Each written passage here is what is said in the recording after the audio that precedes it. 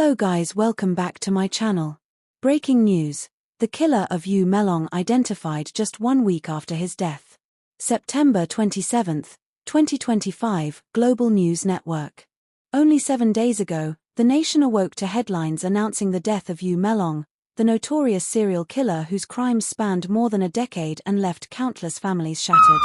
His sudden demise, found lifeless in an abandoned rail yard under mysterious circumstances, raised more questions than it answered. Now, in a development that has stunned both the public and investigators, authorities have confirmed the identity of the person responsible for his killing. The announcement came less than an hour ago in a press briefing held at the National Justice Center, sending shockwaves through communities that still bear the scars of Melong's crimes. The arrest that changed everything. Chief Investigator Karen Liu, the figure who has long served as the face of the task force dedicated to ending Melong's reign, delivered the news with a mixture of gravity and measured relief. At approximately 3:12 this morning, we took into custody the individual responsible for the death of Yu Melong, she told reporters. This person acted alone. They were neither contracted nor affiliated with any organized group. This was personal. Although the name of the suspect has not yet been released to the public for security reasons, Liu described them as someone who had been living in plain sight, quietly carrying the weight of grief and anger for years. The shadow over Yu Melong's death. When Yu Melong was first found dead last week, his demise was shrouded in secrecy. Authorities confirmed he had suffered multiple stab wounds, but beyond that, details were scarce. Speculation spread wildly. Some believed he had been silenced by criminal associates, others that his own mental collapse had led to self-destruction. But within hours of forensic analysis, investigators realized the truth was far more complicated. Traces of foreign DNA were recovered from beneath Melong's fingernails, along with a distinct boot print pressed into the damp earth beside his body.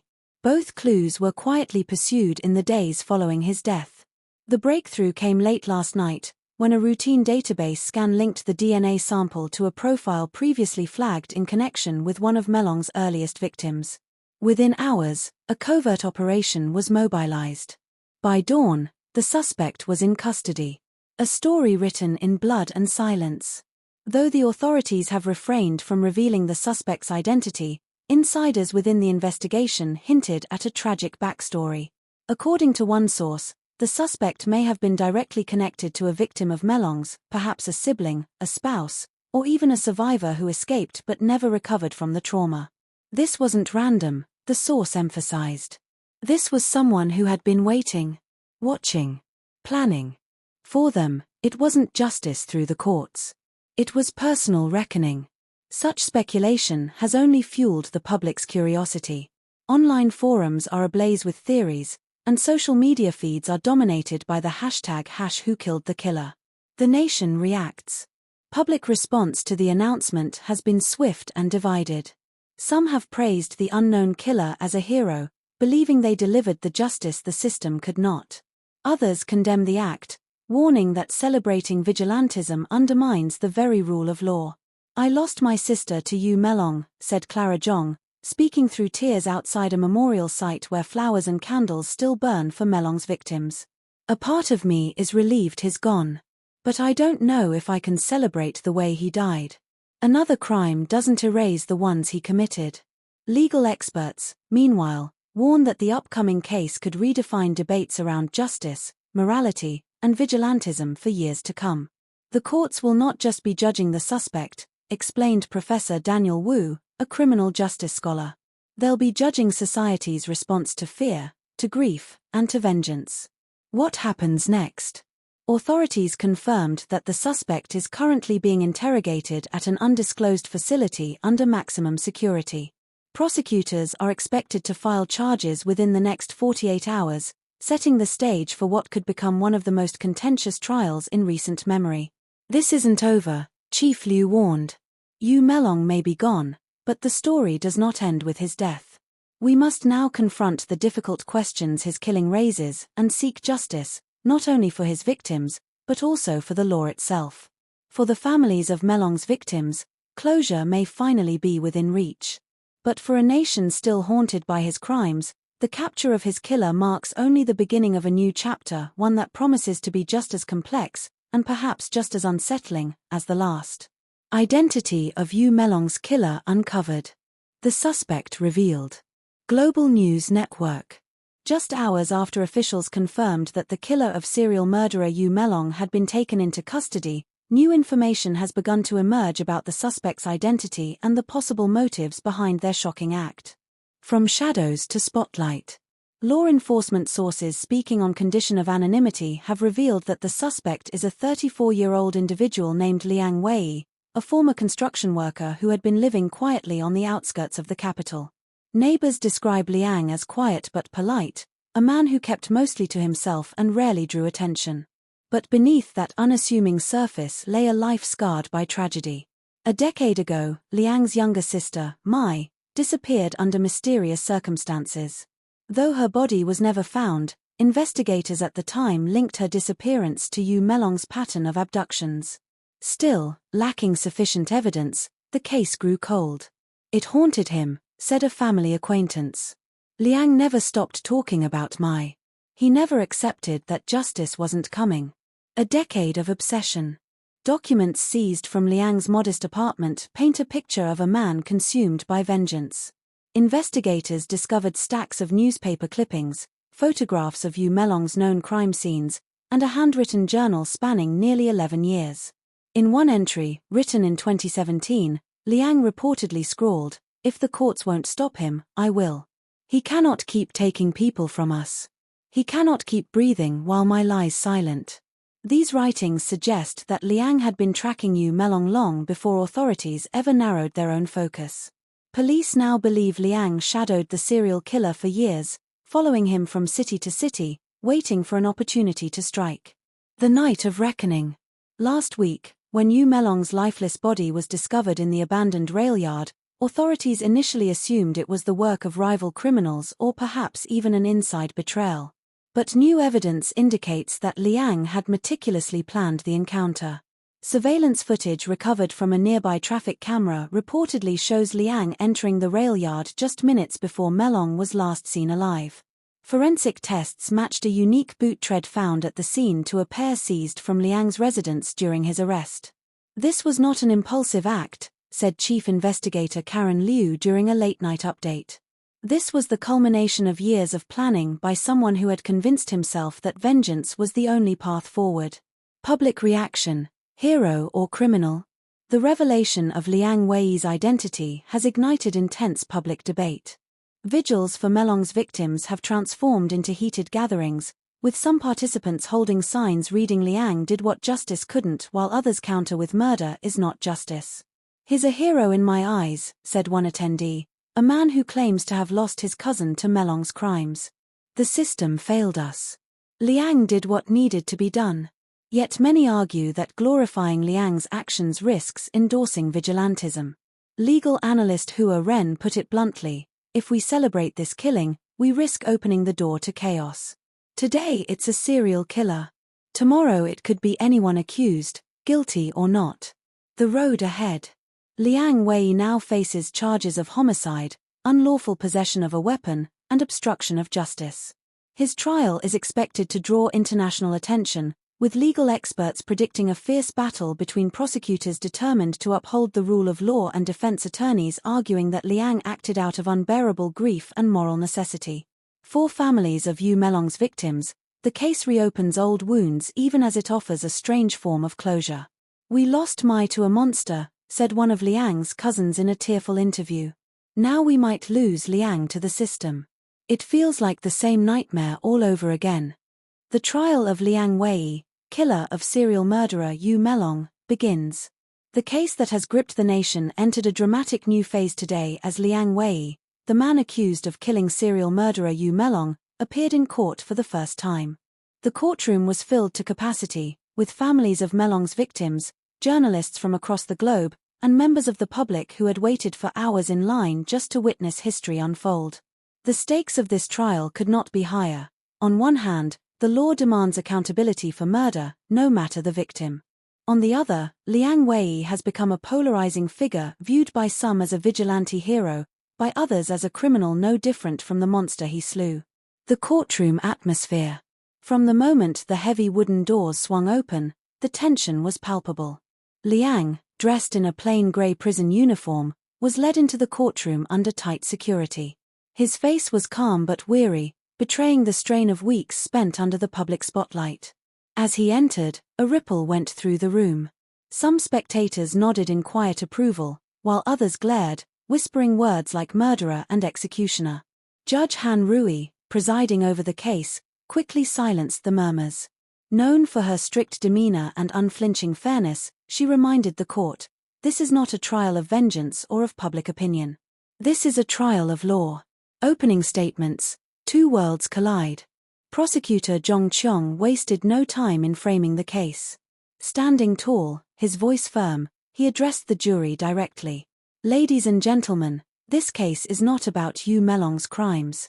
We all recognize the horror he inflicted. But our system cannot survive if individuals decide to take justice into their own hands. The defendant, Leang Weii, committed premeditated murder. If we excuse his actions, we excuse the collapse of law itself."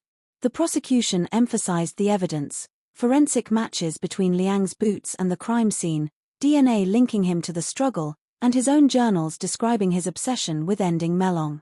But when the defense attorney, Lin Fei, rose to speak, the atmosphere shifted. Lin's voice was steady but impassioned, weaving together a narrative that resonated deeply with the audience. "Leang Weii is not a criminal in the sense the prosecution would have you believe," she argued. "He is a grieving brother, a man who lost his sister to a monster while the system stood idle. For 10 years, he lived with the knowledge that her killer was free. His actions were not born of greed or cruelty, they were born of pain, desperation, and the unbearable silence of justice denied." The room was silent. Even the judge paused before moving the trial forward. Witness testimonies, ghosts of the past. The most heart-wrenching moments came as witnesses were called to testify. Clara Zhong, whose sister vanished in 2015, wept as she described the night she realized her sibling had likely fallen prey to Melong. "We begged the police to act," she said. "But nothing happened. Liang did what we all dreamed of doing but couldn't."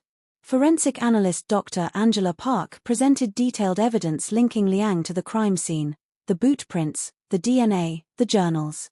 "There is no doubt he was there," she concluded. Perhaps the most shocking testimony came from Officer Ren Hao, one of the first investigators on my Wei's disappearance. He admitted, under oath, that the case had been shelved due to lack of evidence and resource constraints. The revelation sparked outrage in the courtroom, with audible gasps and even shouts from the gallery before the judge restored order. Leang Weii speaks. In a surprising move, the defense called Liang himself to the stand. His voice was quiet, but each word carried weight. "I am not proud of what I did," Liang said, his eyes fixed on the floor. "For years, I hoped the system would stop him. I went to the police. I filed reports. I waited. But every year, more families suffered. My sister never came home. At some point, I realized no one was coming to save us. So I went myself." When asked by the prosecution if he regretted killing Melong, Liang hesitated. "I regret that it had to come to that. I regret that the world left me no other way. But regret does not bring my back. Regret does not erase the faces of his victims. Nothing will." His testimony left the courtroom divided. Some jurors appeared moved, others unmoved. Outside the court, a nation on edge. Outside the courthouse, thousands of people gathered, holding signs, chanting slogans, and clashing in heated debates. One group carried banners reading, "Justice for Mai, justice for all," applauding Liang as a hero who succeeded where the justice system failed. Another group countered with signs declaring, "Murder is murder and no one is above the law." Police were forced to erect barricades to keep opposing sides apart. On social media, hashtags like #JusticeForLiang and #RuleOfLaw trended side by side, reflecting a society deeply torn over whether Leang Weii should be condemned or celebrated. What comes next? Legal experts warn that the trial could last months, with appeals likely to follow no matter the outcome. Some predict a conviction for manslaughter rather than premeditated murder, given the emotional weight of the case. Others argue that the law will not bend, and Liang faces the possibility of life imprisonment. Judge Han has scheduled the next session for Monday, when expert witnesses will present psychological evaluations of Leang Weii, potentially shedding light on his mental state at the time of the killing. But one thing is certain: this trial is about more than Leang Weii. It is about the meaning of justice itself. As Professor Daniel Wu noted in a televised interview, we are not just judging Leang Weii. We are judging ourselves, our patience with the law, our tolerance of its failures, and our willingness to draw the line between justice and vengeance. Verdict reached in the trial of Leang Weii, killer of serial murderer Yu Melong.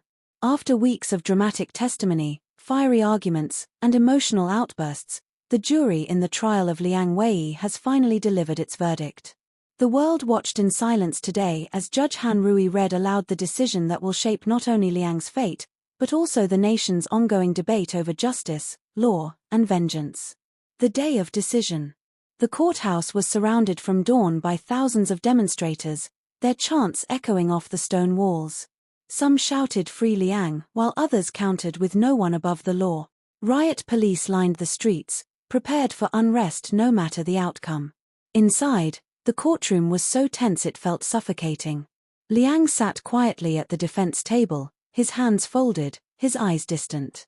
His lawyer, Lin Fei, whispered to him occasionally, while the prosecution team sat rigid, eyes fixed on the jury. At precisely 11:23 a.m., the jurors filed back into the room. The silence was absolute. Even the cameras, broadcasting live to millions around the globe, seemed to hold their breath. The verdict. Judge Han asked the foreperson to rise.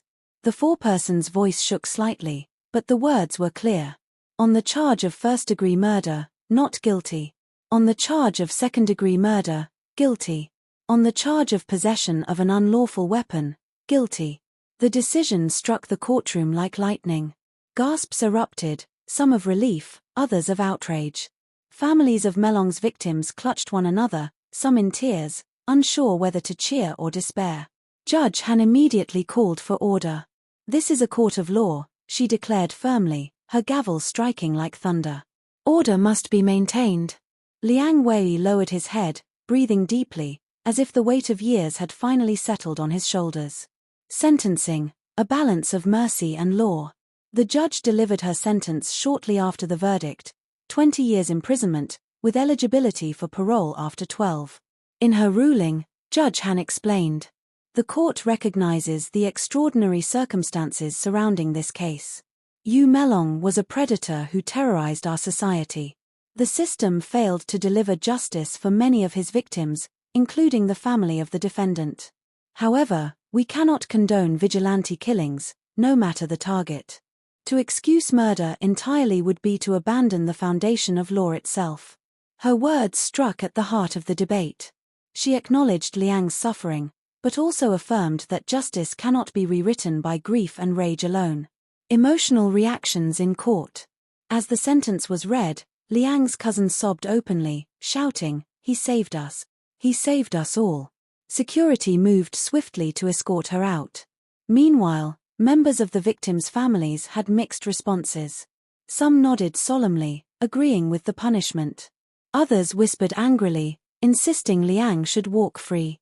Still others turned away, unwilling to engage with the man who had killed the killer. Liang himself spoke briefly before being led out. "I accept the court's decision," he said softly. "I did what I felt I had to do. If I must pay for it, I will. But I hope my sister knows I never stopped fighting for her." The nation reacts. Outside, the divided crowds erupted.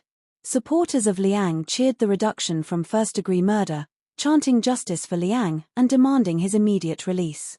Opponents shouted back, accusing the judge of caving to public sentiment, declaring that the verdict undermined the rule of law. Clashes broke out in several cities as the news spread. Police reported dozens of arrests as emotions boiled over. A global debate. The trial has become a lightning rod for international debate. In Western countries, media outlets compared Liang to historic vigilante figures, questioning whether his actions represented a failure of justice systems worldwide. In neighboring nations, politicians used the case to call for reforms in law enforcement, arguing that no family should ever feel forced to seek justice with their own hands. Human rights groups, meanwhile, condemned both the sentence and the system that allowed Yu Melong to kill unchecked for so long. Leang Weii is both victim and perpetrator, said Professor Daniel Wu during a panel discussion. His actions force us to confront not just what he did, but what we allowed to happen before he did it. What comes next? Liang is expected to be transferred to a high-security facility within the week. His defense team has already announced plans to appeal for a reduced sentence, citing emotional distress and systemic failures in the handling of Melong's earlier crimes. Meanwhile, activists on both sides are preparing campaigns, one to secure Liang's release, another to strengthen the rule of law against vigilante justice.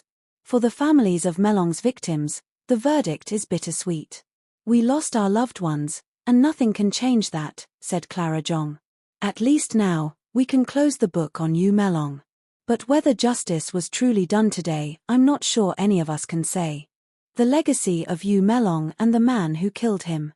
5 years have passed since the trial of Leang Weii, the man who killed the infamous serial murderer Yu Melong. Time has softened some wounds, deepened others, and given space for reflection. But even now, the story of these two men continues to divide, inspire, and haunt the nation. Leang Weii behind bars. Today, Leang Weii resides in Fushan Correctional Facility, serving his 20-year sentence. According to prison officials, he has become a model inmate, quiet, disciplined, and respected by both staff and fellow prisoners. Reports suggest that Liang spends most of his time reading and writing. His journals, seized during the trial, have since been archived by the Justice Ministry as part of a controversial public record.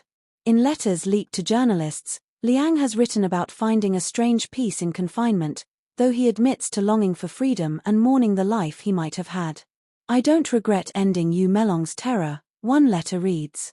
"But I regret that the world made me feel I had to." His case remains under appeal, with activists continuing to push for parole. Though eligible after 12 years, many believe public pressure could accelerate his release. Families of the victims. For those who lost loved ones to Yu Melong, the years since the trial have been bittersweet. Many found closure in knowing the killer was gone, but Liang's imprisonment reopened wounds. Clara Zhong, whose sister vanished in 2015, has since become a prominent advocate for victim support services. She credits Liang's act with ending the cycle of fear but still believes justice was incomplete. "Two wrongs don't make a right," she often says at memorial events. But without Liang, maybe there never would have been an end. Other families openly celebrate Liang as a savior. A memorial in Shiyang City bears both the names of Melong's victims and a plaque inscribed, "For those who fought in silence, and for the one who fought for them." The debate over that plaque reflects the broader divide: hero or criminal, martyr or murderer. The justice system reforms. One undeniable outcome of the case was reform. Public outrage at how Yu Melong evaded capture for so long forced the government to overhaul investigative protocols. A new National Missing Persons Unit was established, dedicated to ensuring cases like My Wei's are never shelved again. Families of victims now receive guaranteed legal and psychological support, funded by state resources. Advances in forensic technology, sparked by the breakthrough evidence in the Melong case, are now standard practice nationwide. Officials frequently cite the Liang effect, acknowledging that without his drastic action, these changes may never have occurred. Public memory, two shadows in history. Cultural depictions of both men have exploded over the years. Films, novels, and documentaries continue to explore Yu Melong's crimes, casting him as one of the darkest figures in modern criminal history. Leang Weii, meanwhile, has been portrayed in everything from tragic dramas to vigilante thrillers. In some versions, he is a broken man driven by love for his sister. In others, he is cast as a dangerous example of unchecked vengeance.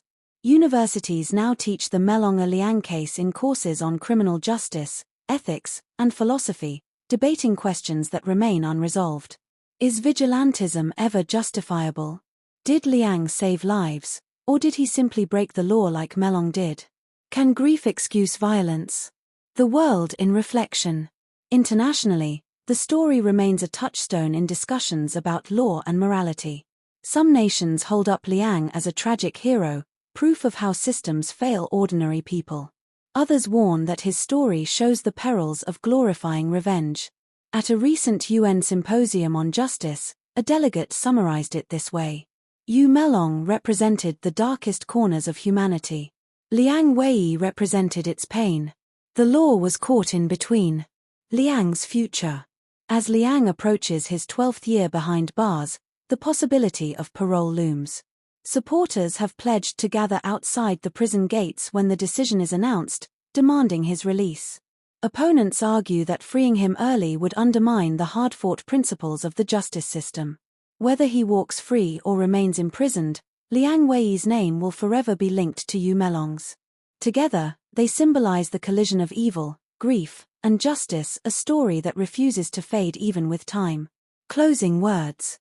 As the nation marks the anniversary of Yu Melong's death, candles burn once more at memorials across the country. Some honor the victims. Some honor Liang. A few, chillingly, even honor Melong himself, proof that infamy never truly dies. But for most, this story is not about choosing sides.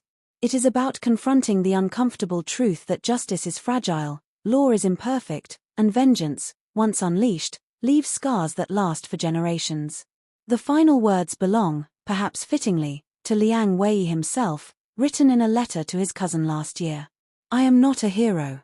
I am not a villain. I am only a brother who could not forget. If history remembers me at all, I hope it remembers that much.